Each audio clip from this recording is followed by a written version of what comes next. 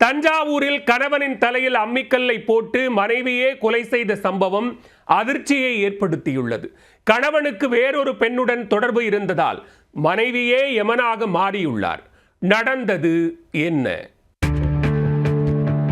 தஞ்சாவூர் மாவட்டம் கும்பகோணம் மாதளம்பேட்டை ராமகிருஷ்ணா நகரை சேர்ந்த தம்பதி அன்பரசன், கலைவாணி.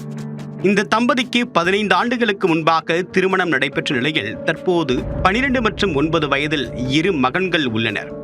கடந்த சில மாதங்களுக்கு முன்பாக திருப்புவனத்தில் உள்ள பேக்கரி ஒன்றில் அன்பரசன் வேலை செய்து வந்துள்ளார். திடீர் என்று அந்த வேலையை விட்டுவிட்டு கடந்த 2 மாதங்களாக தச்சு வேலை செய்து வந்துள்ளார். இவர் பேக்கரியில் வேலை செய்த போது திருப்புவனத்தை சேர்ந்த பெண் ஒருவருடன் நெருக்கமாக பழகி வந்துள்ளார். அதை அறிந்த மனைவி அன்பரசனை கண்டித்துள்ளார். ஆனால் தொடர்ந்து அந்த பெண்ணுடன் தொடர்பில் இருந்து வந்ததாக கூறப்படுகிறது.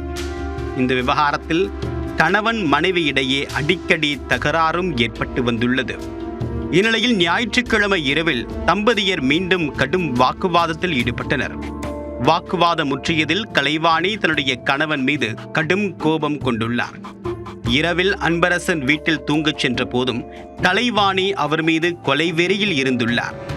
ஆத்திரம் தலைக்கேறிய நிலையில் தன்னுடைய வாழ்க்கையையும் தன்னுடைய குழந்தைகளின் வாழ்க்கையையும் கேள்விக்குறியாக்கிய கணவனை கொலை செய்யக்கூடிய முடிவுக்கு வந்துள்ளார்.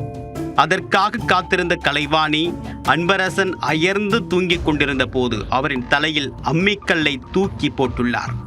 இதில் படுகாயமடைந்த அன்பரசன் நிகழ்விடத்திலேயே பரிதாபமாக உயிரிழந்தார்.